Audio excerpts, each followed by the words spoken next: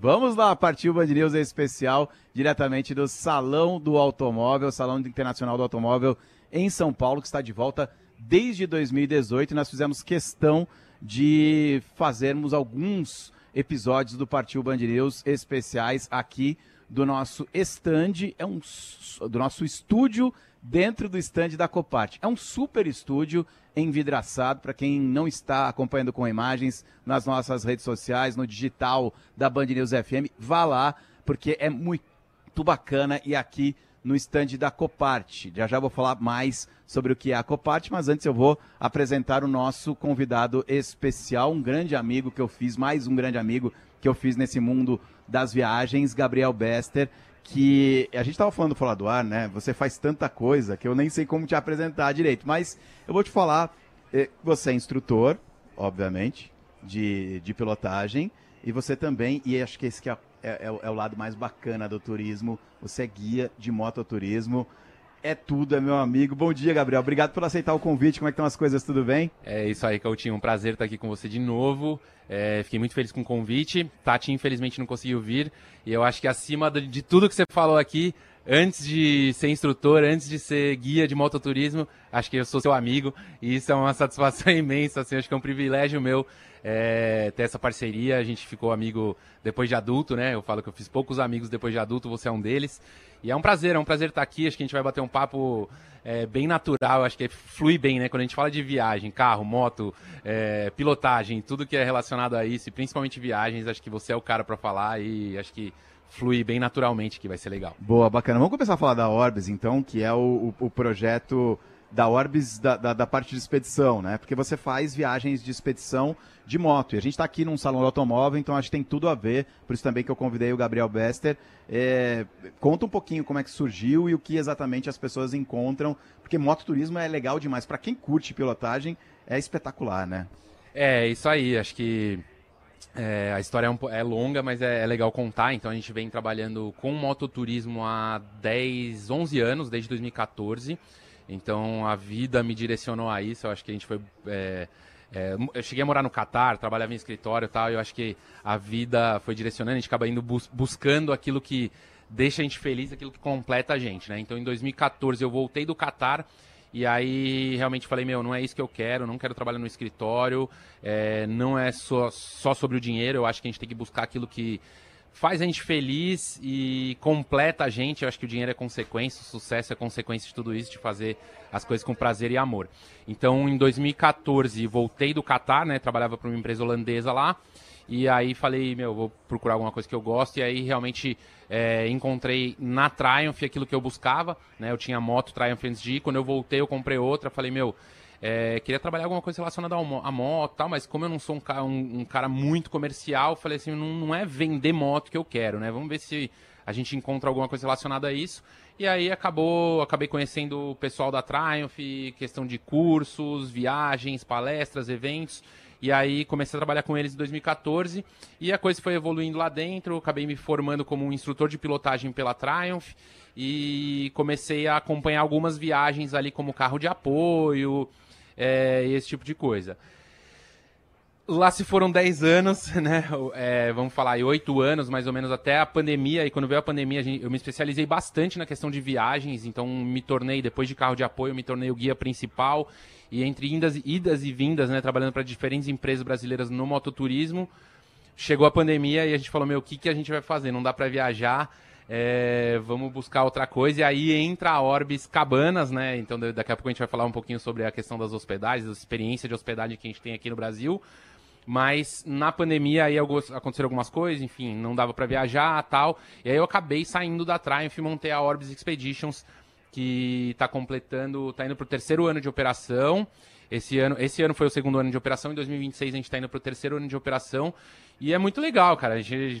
Realmente eu me encontrei naquilo que eu amo fazer e a coisa acaba acontecendo naturalmente. Acho que a galera que já viajava com a gente segue viajando com a gente, independente da empresa que a gente atua, e é isso. Hoje a gente tem vários roteiros, né? Todo ano eu tento criar 1 ou 2 roteiros novos.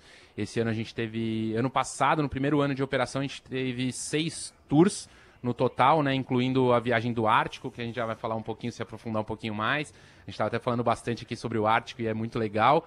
E aí, 3 do Ártico, 3 de moto, e no passado a gente teve 4 grupos, esse ano a gente teve 4 grupos no Ártico e 1 de moto, e para o ano que vem a gente já tá trabalhando aí em 3 turmas praticamente esgotadas já no Ártico e mais 3 tours de moto, então é isso. Acho que é aquilo que eu falei, né, a coisa acaba acontecendo, evoluindo naturalmente quando a gente faz aquilo que a gente gosta muito, faz com o coração, né, Coutinho? É, demais. E essas expedições vocês fazem, obviamente, as pessoas que vão, são pessoas que têm certa experiência em andar de moto, que já tem uma moto no Brasil, e vocês fazem em diversos lugares, como você está falando, e as pessoas levam as motos delas ou vocês alugam moto nos destinos? Essa questão é bem interessante que você perguntou sobre a experiência. Então, nos tours de moto, é muito difícil você classificar a habilidade do piloto, né? Então, você subentende que uma pessoa que investiu um dinheirão para fazer uma viagem internacional realmente tem uma certa experiência com moto. Então, até hoje a gente não teve nenhum problema em 10 anos aí de mototurismo, a gente não teve nenhum problema de falta de habilidade ou alguém que realmente assim não sabia o que estava fazendo lá. Então, quanto a isso sempre foi bem tranquilo, mas em 2019 a gente criou essa experiência do Ártico, que é para não motociclistas também. Então é uma viagem de caça à aurora boreal na Lapônia, mas feita em snowmobiles, né, em motoneve, e para essa não é necessário ter experiência com moto. Então a gente conseguiu atingir um público assim, muito mais amplo, e aí esse é o grande desafio agora de criar novas experiências além do mototurismo. Então a gente tem muitos clientes que fazem o Ártico, que andam de moto e fazem outras viagens, mas tem outros que não, que realmente só dirigem carro ou não sabem pilotar moto, e aí acabam ficando órfãos da Orbis Expeditions, e é nisso que a gente está trabalhando para novas experiências para não pilotos também.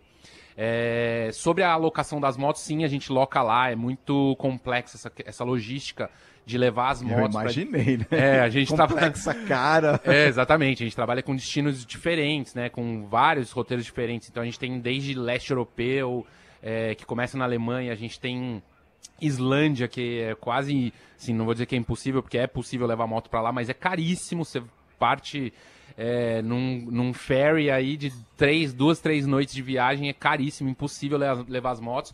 Então a gente tem diferentes parceiros aí nesses 10 anos, graças a Deus a gente fez amizade, parcerias diferentes, então a gente tem locadores em diferentes pontos estratégicos ali, em Portugal, a gente tem na Alemanha, a gente tem na Hungria, a gente tem na Islândia, a gente tem um fornecedor, então a gente acaba alugando as motos lá. O carro de apoio também, a gente tem um parceiro meu, Betão, que mora em Portugal. O Betão é nosso carro de apoio fiel, escudeiro. Então ele mora em Portugal. Desculpa te interromper, porque você falou do carro de apoio. O carro de apoio é interessante, né? Para quem não faz ideia de como é uma expedição de moto, uma viagem de mototurismo, a pessoa não vai levar a mala nas costas, né? Não vai levar bagagem nas costas. Tem um carro de apoio e toda a bagagem vai nesse carro de apoio. Então, porque vocês vão para lugares. Normalmente é feito no verão, né? Mas você acabou de falar da Islândia, você acabou de falar de snowmobile. Então, precisa de roupa, né? E precisa de bagagem. E aí vai nesse carro de apoio.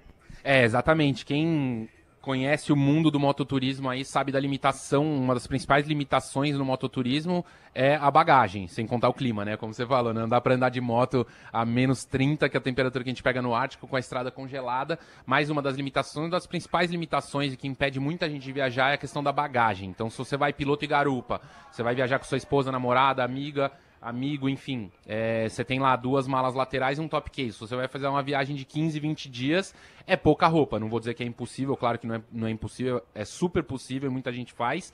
Mas, para quem vai fazer uma viagem de luxo, ficando em hotéis legais, restaurantes legais, procurando as melhores estradas do mundo para pilotar, né? Esse é outro ponto interessante, a gente evita bastante as rodovias, a autopista, né? A gente não vai de ponto A para o ponto B, a gente vai do ponto A para o ponto B fazendo diversos pontos no caminho, sempre buscando as estradas mais cênicas, os pontos mais interessantes, coisas atrativos, turísticos ou não para conhecer no caminho. Então todas as viagens contam com carro de apoio, a gente tem uma van com capacidade quase que infinita de carga aí, então você pode levar a mala que você quiser, a gente tem capacidade para eventuais passageiros também, então acordei hoje com dor de cabeça, não estou afim de andar na garupa, senta no carro de apoio, o piloto vai na moto, não, o piloto tá mal, acordou com uma dor no braço, não quer pilotar, a gente embarca a moto dele na van, ele acompanha o grupo ali no carro de apoio até o momento que ele quiser, então sim, todas as viagens contam com carro de apoio.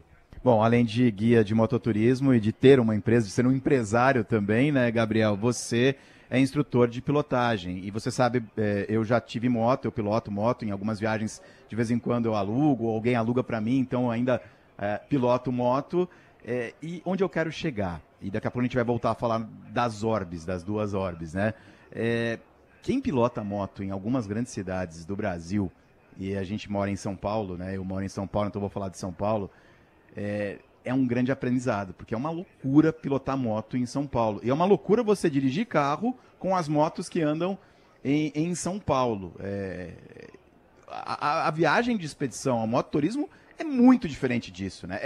Bem mais contemplativo e prazeroso do que você sair numa grande cidade do Brasil, numa avenida movimentada na hora do rush, né?